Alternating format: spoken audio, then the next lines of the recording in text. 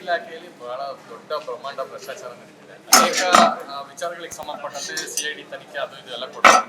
ಆದರೆ ಈ ವಿಚಾರದಲ್ಲಿ ಯಾಕೆ ಸರ್ಕಾರ ಸಿಐಡಿ ತನಿಖೆ ಆಗಲಿ ಮತ್ತೊಂದಾಗಿ ಕೊಡ್ತಾ ಇದೆ? ಅಂಗೈ ಹುಣ್ಣಿಗೆ ಕನ್ನಡಿ ಹಿಡಿಬೇಕಾದ ಅವಶ್ಯಕತೆ ಇಲ್ಲ. ಅಬ್ಕಾರಿ ಭ್ರಷ್ಟಾಚಾರ 1 ವರ್ಷದ ಹಿಂದನೇ ಜಗಜ್ಜಾಹೀರಾಗಿತ್ತು. ಆ ಸಂದರ್ಭದಲ್ಲಿ ತೇಪೆ ಹಾಕುವಂಥ ಕೆಲಸವನ್ನು ಮಾಡಿ ಅವತ್ತೇ ಮಂತ್ರಿಯನ್ನು ವಜಾ ಮಾಡಬೇಕಾಗಿತ್ತು. ಇಷ್ಟಾದ ಮೇಲೂ ಕೂಡ ವಜಾ ಮಾಡದೆ ಇಟ್ಕೊಂಡಿರೋದನ್ನು ನೋಡಿದಾಗ ಮಾನ್ಯ ಮುಖ್ಯಮಂತ್ರಿಗಳ ಕೃಪಾ ಕಟಾಕ್ಷದಲ್ಲೇನೆ ಅಬ್ಕಾರಿ ಸಚಿವರು ಭ್ರಷ್ಟಾಚಾರ ನಡೆಸ್ತಾ ಇದ್ದಾರೆ ಅನ್ನೋದು ಸ್ಪಷ್ಟ ಆಗುತ್ತೆ. ಈ ಸರ್ಕಾರವೇ ಭ್ರಷ್ಟಾಚಾರದಲ್ಲಿ ತೊಡಗಿದೆ. ಎಲ್ಲ ಇಲಾಖೆಗಳಲ್ಲೂ ಭ್ರಷ್ಟಾಚಾರ ತಾಂಡವವಾಡ್ತಾ ಇದೆ. ಯಾರು ಈ ಸರ್ಕಾರವನ್ನು ಬೆಂಬಲಿಸಿದ್ರೋ ಅವರೇ ಇವತ್ತು ಮಾತಾಡ್ತಾ ಇದ್ದಾರೆ, this government is most corrupted government ಅಂತ ಅವರೇ ಮಾತಾಡ್ತಾ ಇದ್ದಾರೆ. ಆ ಥರದ ಒಂದು ವಾತಾವರಣ ಇವತ್ತು ನಿರ್ಮಾಣ ಆಗಿದೆ. 60% ಆರೋಪ ಯಾರು ಮಾಡಿದ್ದು? ಗುತ್ತಿಗೆದಾರೇ ಮಾಡಿದ್ದು 60% ಆರೋಪನ. ಇವತ್ತಿದು ಭ್ರಷ್ಟಾಚಾರದ ಚರಮ ಸೀಮೆಗೆ ತಲುಪಿದೆ. ಮುಖ್ಯಮಂತ್ರಿಗಳು ಕೂಡ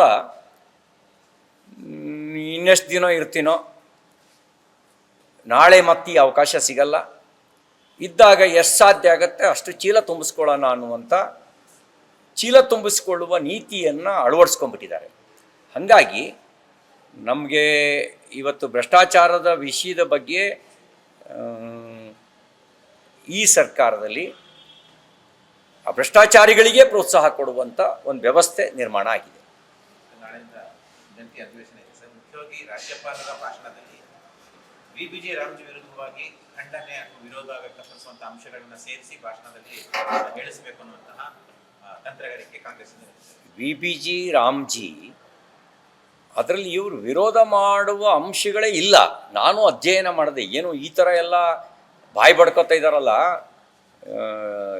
ಏನೋ ಇವರು ಕಾಂಗ್ರೆಸ್ನವ್ರು ಬಾಯಿ ಬಡ್ಕೊತಿರೋದು ನೋಡಿದ್ರೆ ಯಾರೋ ಏನೋ ಹೆಚ್ಚು ಕಡಿಮೆ ಆಗಿಬಿಟ್ಟಿದ್ದಾರೆ ಅನ್ನೋ ಥರ ಬಾಯಿ ಬಡ್ಕೊತಿರೋದನ್ನು ನೋಡಿದಾಗ ನನಗೆ ಏನೋ ಇರ್ಬೋದೇನೋ ಅಂತ ಅನ್ಸಿ ಅಧ್ಯಯನ ಮಾಡಿದೆ. ಮುಂಚೆ 100 ದಿನ ಇತ್ತು, ಈಗ 125 ದಿನ ಕೊಟ್ಟಿದ್ದಾರೆ. ಯಾರಿಗೆ ಅನ್ಯಾಯ ಆಗುತ್ತೆ? ಮುಂಚೆ 100 ದಿನ ಕೂಲಿ ಕೊಡಬೇಕು ಅಂತಿದ್ರೆ ಈಗ 125 ದಿನ, 25 ದಿನ ಜಾಸ್ತಿ ಸಿಗ್ತಾ ಇದೆ. ಅನ್ಯಾಯ ಯಾರಿಗಾಗ್ತಾ ಇದೆ? ಮತ್ತು ಮುಂಚೆ ಆಸ್ತಿ ನಿರ್ಮಾಣಕ್ಕೆ ಒತ್ತು ಕೊಡ್ತಿರ್ಲಿಲ್ಲ, ಕೂಲಿ ಕೊಡೋದು ಅಷ್ಟೇ ಆದ್ಯತೆ ಆಗಿತ್ತು. ಈಗ ಆಸ್ತಿ ನಿರ್ಮಾಣಕ್ಕೆ ಒತ್ತು ಕೊಡ್ತಾ ಇದೆ. ಇದು ಅಪರಾಧವಾ? ಆಸ್ತಿ ನಿರ್ಮಾಣಕ್ಕೆ ಒತ್ತು ಕೊಡೋದು? ಕೌಶಲ್ಯ ಮುಂಚೆ ಬದುಕಿ ಜೀವನೋಪಾಯಕ್ಕಾಗಿ ಕೂಲಿ, ಈಗ ಕೌಶಲ್ಯದ ಅಭಿವೃದ್ಧಿ ಮಾಡಿ ಅವರು ಸ್ವಾವಲಂಬಿ ಆಗಬೇಕು ಅಂತ ಈ ಯೋಜನೆಯಲ್ಲಿ ಅಳವಡಿಸಿದ್ದಾರೆ.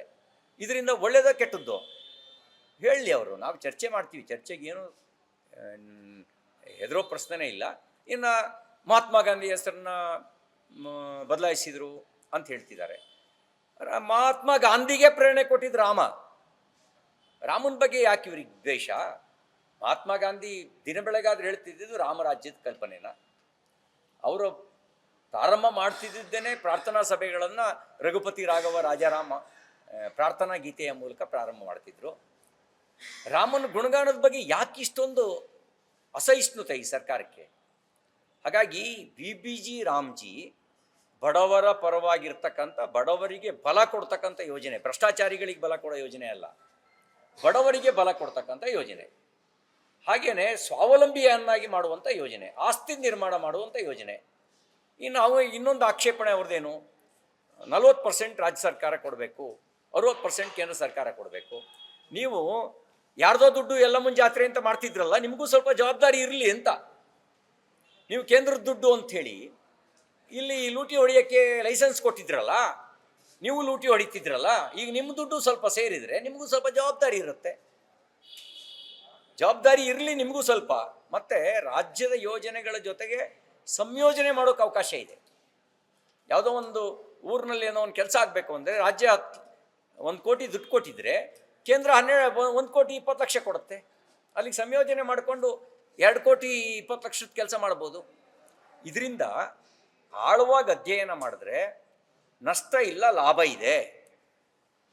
ಏನಾಗುತ್ತೆ, ಎಲ್ಲದನ್ನೂ ವಿರೋಧ ಮಾಡುವಂಥ ಒಂದು ಮಾನಸಿಕತೆ, ಅದು ಬಹುಶಃ ನನಗನ್ಸೋದು ಈ ಬೌದ್ಧಿಕ ದಿವಾಳಿತನದ ಪರಿಣಾಮ. ಕಾಂಗ್ರೆಸ್ಸು ಸ್ವತಂತ್ರ ನಂತರ ಒಂದು ದಶಕದ ಆಸುಪಾಸಿನಲ್ಲೇ ಬೌದ್ಧಿಕ ದಿವಾಳಿತನಕ್ಕೆ ತಲುಪಿಬಿಡ್ತು. ಆ ಬೌದ್ಧಿಕ ದಿವಾಳಿತನವನ್ನು ದುರುಪಯೋಗ ಪಡಿಸ್ಕೊಂಡು ಅವ್ರು ಎಡಪಂಥೀಯರು. ಅವರು ಪ್ಯಾರಾಸೈಟ್ಗಳಾಗಿ ಕಾಂಗ್ರೆಸ್ ಒಳಗೆ ನುಸುಳುಬಿಟ್ರು. ಆ ನುಸುಳಿದವರ ಮಾನಸಿಕತೆಯ ಪರಿಣಾಮವಾಗಿ ಹಿಂಗೆಲ್ಲ ಮಾತಾಡ್ತಾರೆ. ಎಲ್ಲದರಲ್ಲೂ ತಪ್ಪು ಹುಡ್ಕೋದು, ಎಲ್ಲದರಲ್ಲೂ ಸಂಘರ್ಷದ ಮಾತಾಡೋದು, ಒಳ್ಳೆಯದರಲ್ಲೂ ಕೆಟ್ಟದ್ದನ್ನು ಹುಡ್ಕೋದು, ಅದು ಎಡಪಂಥೀಯರ ಚಾಳಿ. ಆ ಎಡಪಂಥೀಯರ ಚಾಳಿ ಅವ್ರ ಸವಾಸದ ಕಾರಣಕ್ಕೆ ಮಾನ್ಯ ಮುಖ್ಯಮಂತ್ರಿ ಸಿದ್ದರಾಮಯ್ಯನವರಿಗೂ ಬಂದಿದೆ, ಕಾಂಗ್ರೆಸ್ನವರಿಗೂ ಬಂದಿದೆ. ಸರ್ಕಾರದ ಭಾಷಣ ಬಿಜೆಪಿ ವಿರುದ್ಧದ ಅಂಶಗಳು ಇದ್ದೇ ಇರ್ತವೆ. ಸೊ ರಾಜ್ಯಪಾಲರಿಗೆ ಏನು ನಿಮ್ಮ ಮನೆ? ನೋಡಿ, ರಾಜ್ಯಪಾಲರು ಈ ಸರ್ಕಾರ ಬರ್ಕೊಟ್ಟಿದ್ದನ್ನು ಓದಬೇಕು, ಓದ್ತಾರೆ. ಆದರೆ ಜನಮಾನಸದಲ್ಲಿ ಈ ಸರ್ಕಾರದ ಬಗ್ಗೆ ಸದಭಿಪ್ರಾಯ ಇಲ್ಲ. ಈ ಸರ್ಕಾರ ಒಳ್ಳೆ ಕಾರಣಕ್ಕೆ ಅಂಥೇಳಿ ಒಂದು ದಿನವೂ ಸುದ್ದಿಯಾಗಿಲ್ಲ. ಭ್ರಷ್ಟಾಚಾರ, ಬೆಲೆ ಏರಿಕೆ, ರೈತರ ಆತ್ಮಹತ್ಯೆ, ಅತ್ಯಾಚಾರ, ಪ್ರಾಮಾಣಿಕ ಅಧಿಕಾರಿಗಳ ಆತ್ಮಹತ್ಯೆ, ಅಧಿಕಾರಿಗಳ ರಾಸಲೀಲೆ, ಇಂಥ ಕೆಟ್ಟ ಕಾರಣಕ್ಕೆ ಈ ಸರ್ಕಾರ ಸುದ್ದಿ ಆಗ್ತಾ ಇದೆ. ಹಾಗಾಗಿ ಏನು ಹೇಳಿದ್ರು ಜನರ ಮನಸ್ಸಿನಲ್ಲಿ ಇರೋದನ್ನು ಬದಲಾಯಿಸೋಕ್ಕಾಗಲ್ಲ. ಇವರು ಯಾವುದನ್ನು ಏನು ಹೊಗಳ್ಕೊಂಡ್ರೂ ಕೂಡ ಜನರ ಮನಸ್ಸಿನಲ್ಲಿ ಇರೋದನ್ನು ಬದಲಾಯಿಸೋಕ್ಕಾಗಲ್ಲ. ಗ್ರಾಮೀಣ ಭಾಗದಲ್ಲಿ ಬಸ್ಸು 4 ಬಸ್ ಬರ್ತಿದ್ರೆ 2 ಬಸ್ ಇಳಿದಿದ್ದಾವೆ. ಆ 2 ಬಸ್ಸು ಮಾಡಲಾಗಿದ್ದಾವೆ, ತೊಳ್ಕೊಂಡೇ ಹೋಗಬೇಕು. ಆ ಪರಿಸ್ಥಿತಿ ಇದೆ. ಇದೆಲ್ಲ ಜನರ ಅನುಭವದಲ್ಲಿದೆ. ಹಾಗಾಗಿ ಇವರು ರಾಜ್ಯಪಾಲರ ಹತ್ರ ಏನು ಹೇಳಿಸಿದ್ರು ಅದು ಔಪಚಾರಿಕ ಅಷ್ಟೇ. ಜನರ ಮನಸ್ಸಿನಲ್ಲಿ ಇರೋದೇ ಬೇರೆ. ರಾಜ್ಯಪಾಲರು ಭಾಷಣ ಓದ್ಬಾರ್ದು ಅವರ ವಿವೇಚನೆ ಬಿಟ್ಟಿದ್ದು. ಆದರೆ ರಾಜ್ಯ ಸರ್ಕಾರ ಅದು ಕಡ್ಡಾಯವಾಗಿ ಓದಲೇಬೇಕು ಅನ್ನುವಂಥ ಮನಸ್ಥಿತಿಯಲ್ಲಿ ಇರುತ್ತೆ. ಹೇಳಿಸ್ಬೋದು, ಹೇಳಿಸದೇ ಇರ್ಬೋದು, ಅದು ಪ್ರಶ್ನೆ ಬೇರೆ. ಆದರೆ ಜನಾಭಿಪ್ರಾಯನ ಬದಲಾಯಿಸೋಕ್ಕಾಗಲ್ಲ. ರಾಜ್ಯಪಾಲರ ಹತ್ರ ಏನೇ ಹೇಳಿಸಿದ್ರು ಜನಾಭಿಪ್ರಾಯನ ಬದಲಾಯಿಸೋಕ್ಕಾಗಲ್ಲ. ಜನರ ಮನಸ್ಸಿನಲ್ಲಿ ಈ ಸರ್ಕಾರದ ಬಗ್ಗೆ ಒಂದು ನೆಗೆಟಿವ್ ಸೆಟ್ ಆಗಿಬಿಟ್ಟಿದೆ. ಯಾಕೆ ಅಂದರೆ 2.5 ವರ್ಷದಲ್ಲಿ ಒಳ್ಳೆ ಕಾರಣಕ್ಕೆ ಈ ಸರ್ಕಾರ ಸುದ್ದಿಯಲ್ಲಿ ಇಲ್ಲವೇ ಇಲ್ಲ. ಸರ್, ಉಡುಪಿಯಲ್ಲಿ ಜಿಲ್ಲಾಧಿಕಾರಿ ನಾವು ಪರ್ಯಾಯ ಮಠ ಇದು ಸಂದರ್ಭದಲ್ಲಿ ಭಗವದ್ಧ್ವಜ ಹಾರಿಸಿದ್ರು ಅನ್ನೋಂಥ ವಿಚಾರಕ್ಕೆ ಅವ್ರನ್ನ ಸಸ್ಪೆಂಡ್ ಮಾಡಿ ಅಂತ ಅಲ್ಲಿನ ಒತ್ತಾಯ ಮಾಡಿದ್ದಾರೆ ಡಿ ಕೆ ಶಿವಕುಮಾರ್ ಅವ್ರಿಗೆ ಮತ್ತು CS ಅವರಿಗೆ. ಒಂದು ಕಾಂಗ್ರೆಸ್ಸಿಗರ ಹಿಂದೂ ವಿರೋಧಿ ಮಾನಸಿಕತೆಯನ್ನು ತೋರಿಸುತ್ತೆ. ಭಗವದ್ಧ್ವಜ ಅಂದರೆ ನಿಷೇಧಿತ ಧ್ವಜನ?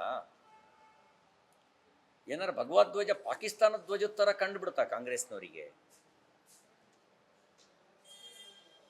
ಭಗವ ಅಂದರೆ ಒಂದು ತ್ಯಾಗದ ಸಂಕೇತ, ಭಗವ ಅಂದರೆ ಒಂದು ಶೌರ್ಯದ ಸಂಕೇತ. ಭಗವದ್ಧ್ವಜ ಇವತ್ತಿನವರೆಗೂ ಜಗತ್ತಿನಲ್ಲಿ ಭಯೋತ್ಪಾದಕರನ್ನು ಸೃಷ್ಟಿ ಮಾಡಿಲ್ಲ. ಭಗವದ್ಧ್ವಜ ಸೃಷ್ಟಿ ಮಾಡಿರೋದು ಸಂತರನ್ನ, ಭಗವದ್ಧ್ವಜ ಸೃಷ್ಟಿ ಮಾಡಿರೋದು ತ್ಯಾಗಜೀವಿಗಳನ್ನ, ಭಗವದ್ಧ್ವಜ ಸೃಷ್ಟಿ ಮಾಡಿರೋದು ಶೌರ್ಯದ ಪರಾಕಾಷ್ಠೆಯನ್ನು ಮೆರೆದಂಥ ಶಿವಾಜಿ ಅಂತವ್ರನ್ನ ಸೃಷ್ಟಿ ಮಾಡಿದೆ, ರಾಣಾ ಪ್ರತಾಪ್ ಅಂತವ್ರನ್ನ ಸೃಷ್ಟಿ ಮಾಡಿದೆ. ಹಾಗಾಗಿ ಭಗವದ್ಧ್ವಜ ಹಿಡ್ಕೊಳ್ಳೋದು ಅಪರಾಧ ಅಲ್ಲ. ಕಾಂಗ್ರೆಸ್ಸಿಗೆ ಅದೊಂದು ರೀತಿಯ ಒಂದು ಮಾನಸಿಕತೆ ಬಂದ್ಬಿಟ್ಟಿದೆ, ಕೆಟ್ಟ ಕಾಯಿಲೆ ಅದು. ಆ ಹಿಂದೂ ವಿರೋಧಿ ಮಾನಸಿಕತೆಯನ್ನು ಈ ರೀತಿ ವ್ಯಕ್ತಪಡಿಸುತ್ತೆ. ಏನು ಅಪರಾಧ ಹೇಳಿ? ಜಿಲ್ಲಾಧಿಕಾರಿ ಭಗವದ್ಧ್ವಜ ಕೈಲಿ ಹಿಡಿಯೋದು ಅಪರಾಧನಾ? ಭಗವದ್ಧ್ವಜ ಯಾವುದೋ ರಾಜಕೀಯ ಪಕ್ಷಕ್ಕೆ ಸೇರಿದ ಧ್ವಜನಾ?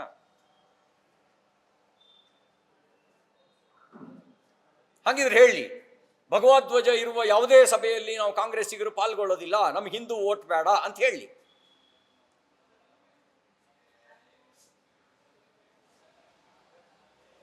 ತಮಿಳುನಾಡಲ್ಲಿ ನಿನ್ನೆ ರಾಜ್ಯಪಾಲರು ಭಾಷಣ ಓದ್ತೇನೆ ಸದನ ತೊರೆದು ಹೋಗಿದ್ದಾರೆ. 4ನೇ ವರ್ಷ ಸತತವಾಗಿ 4 ವರ್ಷಗಳಿಂದ ಆಚೆ ಹೋಗ್ತಾ ಇದ್ದಾರೆ. ಆ ಭಾಷಣ ಕೇಂದ್ರ ಸರ್ಕಾರದ ವಿರುದ್ಧವಾಗಿದೆ ಅಂತ, ಇದು ಸುಳ್ಳು ಹೇಳ್ತಾ ಇದೆ ಅಂತ. ಕೇರಳದಲ್ಲಿ ಕೇಂದ್ರದ ವಿರುದ್ಧ ಇರುವಂಥ ಅಂಶಗಳನ್ನ ಕೈ ಬಿಟ್ಟು ಕೆಲವು ಮಾರ್ಪಾಡು ಮಾಡಿ ರಾಜ್ಯಪಾಲರು ಭಾಷಣ ಓದಿದ್ದಾರೆ. ಸೊ ಅಲ್ಲಿ ರಾಜ್ಯಪಾಲರು ಸರ್ಕಾರಗಳ ನಡುವೆ ಸಂಘರ್ಷ ಪ್ರತಿ ವರ್ಷವೂ ಕೂಡ ಕಾಣಿಸ್ಬಿಡುತ್ತೆ. ನಮ್ಮ ರಾಜ್ಯ ಹೋಲಿಸ್ಕೊಂಡ್ರೆ ಏನು ಹೇಳ್ತೀರಿ? ಏನಂದ್ರೆ ನೋಡಿ, ನಾವೆಲ್ಲ ಒಂದು ಸಂವಿಧಾನದ ಛತ್ರಛಾಯೆಯ ಅಡಿಯಲ್ಲಿ ಒಟ್ಟಾಗಿ ಇದ್ದೀವಿ. ಅದನ್ನು ಅರ್ಥ ಮಾಡ್ಕೊಂಡ್ಲಿ ಮೊದಲು. ಇಲ್ಲಿ ಪ್ರತಿಯೊಂದಕ್ಕೂ ಸಂಘರ್ಷದ ಮನೋಭಾವನೆಯನ್ನು ಬಿಟ್ಟು ಸೌಹಾರ್ದತೆ, ಸಹಕಾರ ತತ್ವವನ್ನು ಅಳವಡಿಸ್ಕೊಂಡ್ಲಿ. ಸುಳ್ಳು ಹೇಳೋದನ್ನು ನಿಲ್ಲಿಸ್ಲಿ. ಮಾತೆತ್ತಿದ್ರು ಸುಳ್ಳು ಹೇಳ್ತಾರೆ. ಕರ್ನಾಟಕಕ್ಕೆ ತೆರಿಗೆ ವಂಚನೆ ಅಂತಾರೆ. ನನ್ನ ಪಟ್ಟಿ ಇದೆ, ಓದ್ಲಾ? ಕರ್ನಾಟಕಕ್ಕೆ UPA 10 ವರ್ಷದಲ್ಲಿ 81,791 ಕೋಟಿ ಕೊಡ್ತು. 81,791 ಕೋಟಿ. ಯಾರು? UPA ಅಂದರೆ Congress party. Manmohan Singh was prime minister. ಆಗ ಕೊಟ್ಟಿದ್ದು 10 ವರ್ಷಕ್ಕೆ 81,791 ಕೋಟಿ. ಸರಾಸರಿ ತಗೊಂಡ್ರೆ ಒಂದು ವರ್ಷಕ್ಕೆ 8,200 ಕೋಟಿ ಒಂದು ವರ್ಷಕ್ಕೆ. ಈಗ ನರೇಂದ್ರ ಮೋದಿಯವರು BJP ಸರ್ಕಾರ ಬಂದ ಮೇಲೆ ಕರ್ನಾಟಕಕ್ಕೆ ಕೊಟ್ಟಿರೋದು 10 ವರ್ಷದಲ್ಲಿ 3,29,974 ಕೋಟಿ. ಮಾನ್ಯ ಮುಖ್ಯಮಂತ್ರಿ ಸಿದ್ದರಾಮಯ್ಯನವರ ಕೇಳಿಸ್ಕೊಳ್ಳಿ, 3,29,974 ಕೋಟಿ. ಯಾವ್ದು ಹೆಚ್ಚು? 81,000 ಕೋಟಿ ಹೆಚ್ಚು, 3,29,974 ಕೋಟಿ ಹೆಚ್ಚು. 1ನೇ ಕ್ಲಾಸ್ 2ನೇ ಕ್ಲಾಸ್ ಮಕ್ಕಳಿಗೂ ಕೊಡೋದು ಕಳಿಯೋದು ಲೆಕ್ಕ ಬರೀರಿ ಅಂದರೆ ಅವೇ ಸುಲಭದಲ್ಲಿ ಹೇಳ್ತವೆ. ಏನು PhD ಮಾಡಬೇಕಾಗಿಲ್ಲ ಇದಕ್ಕೆ, ಅಥವಾ ಮ್ಯಾಥಮೆಟಿಷಿಯನ್ ಆಗಬೇಕಾಗಿಲ್ಲ. ಸಿಂಪಲ್ ಲೆಕ್ಕಾಚಾರ ಗೊತ್ತಾದರೂ ಸಾಕು. ಅದು ಗೊತ್ತಾಗಲಿಲ್ಲ ಅಂದರೆ ನಾವೇ ಒಂದು ಕ್ಯಾಲ್ಕುಲೇಟರ್ ಕೊಡಿಸ್ತೀವಿ. ಕೊಡೋ ಕಳಿಯೋ ಲೆಕ್ಕ ಮಾಡಿ ಯಾರು ಜಾಸ್ತಿ ಕೊಟ್ಟಿದ್ದಾರೆ ಅಂತ ಗೊತ್ತಾಗುತ್ತೆ. ಆಗ್ಲಾದ್ರೂ ಸುಳ್ಳು ಹೇಳೋದು ನಿಲ್ಲಿಸಿ. ಇನ್ನು ಈ ವರ್ಷದಲ್ಲಿ ಟ್ಯಾಕ್ಸ್ ಡೆವಲ್ಯೂಷನ್ನು ನಮಗೆ ಅಲೋಕೇಟ್ ಮಾಡಿರೋದು 51,876 ಕೋಟಿ ಕರ್ನಾಟಕಕ್ಕೆ. ಬಜೆಟೆಡ್ ಫಾರ್ ಕರ್ನಾಟಕ 25-26 ಈ 25-26ನೇ ಸಾಲಿಗೆ ಕೊಟ್ಟಿರೋದು. ಈಗ ರಿಲೀಸ್ ಆಗಿರೋದು 34,156 ಕೋಟಿ. ಹಿಂಗಿದ್ದಾಗ ಸುಳ್ಳು ಯಾಕೆ ಹೇಳ್ತೀರಿ? ಕಣ್ಣಿಗೆ ಕಾಣ್ತವಲ್ಲ, ರಾಷ್ಟ್ರೀಯ ಹೆದ್ದಾರಿಗಳು ಎಷ್ಟು ಕೆಲಸ ಆಗ್ತಿದ್ದಾವೆ, ರೈಲ್ವೆ ಯೋಜನೆಯಲ್ಲಿ ಎಷ್ಟು ಕೆಲಸ ಆಗ್ತಾ ಇದ್ದಾವೆ, ಹಾರ್ಬರಲ್ಲಿ ಏನು ಕೆಲಸ ಆಗ್ತಾ ಇದೆ, ಕಣ್ಣಿಗೆ ಕಾಣುತ್ತಲ್ಲ. BBG ರಾಮ್ಜಿ ಬಗ್ಗೆ ಏನು ಅಪಪ್ರಚಾರ ನಡೀತಾ ಇದೆಯಲ್ಲ, ಅಪಪ್ರಚಾರದ ನಡುವೆ ಈ ಸುಳ್ಳು ಊರೆಲ್ಲ ಸುತ್ತಾಡುತ್ತೆ. ಮುಂಚೆ ಈ ಕಾಂಗ್ರೆಸ್ನ ಅಪಪ್ರಚಾರ, ಅದಕ್ಕೆ ಮುಂಚೆ ಸುಳ್ಳು ಸುತ್ತಾಡೋದು ನಿಜ. ಆದರೆ ಸತ್ಯ ಹೊಸಲು ದಾಟಿದ ಮೇಲೆ ಸುಳ್ಳು ಮೂಲೆ ಸೇರಲೇಬೇಕು. ಅದಕ್ಕೆ ಸತ್ಯ ಏನು ಅಂತ ತಿಳಿಸೋದಕ್ಕೆ ಅವ್ರು ಬರ್ತಿದ್ದಾರೆ.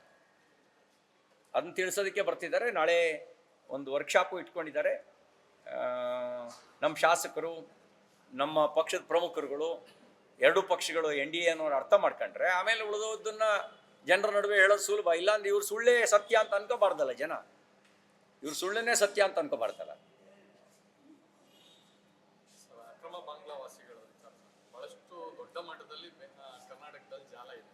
ಪತ್ತೆ ಹಚ್ಚಕ್ಕೆ ಹೋದೊಂದು ಇವರು ಪತ್ತೆ ಹಚ್ತಾ ಇಲ್ಲ, ಸರ್ಕಾರ ಮಾಹಿತಿ ಕೊಡಿ ಅಂದ್ರೂ ಕೊಡ್ತಾ ಇಲ್ಲ. ಆದರೆ ಕೆಲವೊಂದು ಹಿಂದೂ ಸಂಘಟನೆಗಳಾಗಿರ್ಬೋದು ಅಥವಾ ಯಾರ್ಯಾರ ಈ ರೀತಿ ಇದ್ದಾರೆ ಅನ್ನೋಂಥದ್ದು ಮಾಹಿತಿ ಪಡೆದು ಹೋಗ್ತಾ ಇದ್ದಾರೆ, ಅವರನ್ನು ಬಂಧನ ಮಾಡುವಂಥ ಕೆಲಸ ಮಾಡ್ತಾರೆ. ನನಗೆ ಆಶ್ಚರ್ಯ ಮತ್ತು ಆಘಾತ ಆಗಿದ್ದು ಪುನೀತ್ ಕೆರೆಹಳ್ಳಿಯವರನ್ನ ಬಂಧಿಸಿದ ಕಾರಣ. ಪುನೀತ್ ಕೆರೆಹಳ್ಳಿಯವರಿಗೆ ಆ್ಯಕ್ಚುಲಿ ಅವ್ರು ರಿಪಬ್ಲಿಕ್ ಡೇ ದಿನ, ಗಣರಾಜ್ಯೋತ್ಸವ ದಿನ ಸನ್ಮಾನ ಮಾಡಬೇಕಿತ್ತು. ಯಾಕೆ ಅಂದರೆ ಒಂದು ದೇಶಭಕ್ತಿಯ ಕೆಲಸವನ್ನು ಪುನೀತ್ ಕೆರೆಹಳ್ಳಿ ಮಾಡಿದ್ದಾರೆ. ಅಕ್ರಮ ಬಾಂಗ್ಲಾ ನುಸುಳುಕೋರರು ಹೇಗೆ ಒಂದು ಜಾಲವನ್ನು ಮಾಡಿಕೊಂಡು ಅವರಿಲ್ಲಿ BPL ಕಾರ್ಡ್ ಪಡಿತಾರೆ, ಇಲ್ಲಿ ಆಧಾರ್ ಕಾರ್ಡ್ ಪಡಿತಾರೆ, ಇಲ್ಲಿ ಮತದಾರರ ಪಟ್ಟಿಯಲ್ಲಿ ಸೇರ್ಕೊಳ್ತಾರೆ, ಇಲ್ಲಿ ಬ್ಯಾಂಕ್ ಲೋನ್ ಪಡ್ಕೊಳ್ತಾರೆ. ಇದು ಆಂತರಿಕ ಸುರಕ್ಷತೆಗೆ ಅಪಾಯಕಾರಿಯಾಗಿರುವಂಥ ಸಂಗತಿ. ಇಂಥ ಒಂದು ಸಂಗತಿಯನ್ನು ಪತ್ತೆ ಹಚ್ಚಿದ್ದಾರೆ ಅಂತ ಹೇಳಿ ಅವರಿಗೆ ನೀವು ಗೌರವಿಸಬೇಕಾಗಿತ್ತು. ಬದಲೇನು ಮಾಡಿದ್ರಿ? ಬಂಧಿಸಿದ್ರಿ. ಈ ಸರ್ಕಾರ ಕರ್ನಾಟಕದ ಜನತೆಯ ಸರ್ಕಾರನೋ ಬಾಂಗ್ಲಾದೇಶಿಗಳ ಸರ್ಕಾರನೋ? ಈ ಸರ್ಕಾರ ಮಾಡಿರೋ ವರ್ತನೆ ಇದು ಇಂಡಿಯನ್ ನ್ಯಾಷನಲ್ ಕಾಂಗ್ರೆಸ್ನ ವರ್ತನೆ ಅಲ್ಲ, ಬಾಂಗ್ಲಾ ನ್ಯಾಷನಲಿಸ್ಟ್ ಕಾಂಗ್ರೆಸ್ನ ವರ್ತನೆಯನ್ನು ತೋರಿಸುತ್ತೆ. ಯಾರು ಪತ್ತೆ ಹಚ್ಚಿದ ಅವನ ಮೇಲೆ ಕೇಸು. ನ್ಯಾಯಾಲಯದಲ್ಲಿ ಏನು ಸಮರ್ಥನೆ ಮಾಡ್ಕೊಳ್ತೀರಿ ನೀವು? ದೇಶದ್ರೋಹಿಗಳಿಗೆ ಬೆಂಬಲ ಕೊಡ್ತೀರಾ? ಏನನ್ನು ಸಮರ್ಥನೆ ಮಾಡ್ಕೊಳ್ತೀರಿ ನೀವು? ನೀವು ಆಕ್ಷನ್ ತಗೋಬೇಕಾಗಿತ್ತು. ಯಾರ ಮೇಲೆ ತಗೋಬೇಕಾಗಿತ್ತು?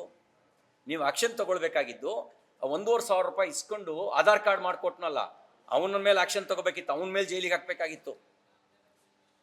ಲಂಚ ತಗೊಂಡು BPL ಕಾರ್ಡ್ ಕೊಟ್ಟಿದ್ದಾನಲ್ಲ, ಅವನಿಗೆ ಮೇಲೆ ಆಕ್ಷನ್ ತಗೊಳ್ಬೇಕಾಗಿತ್ತು.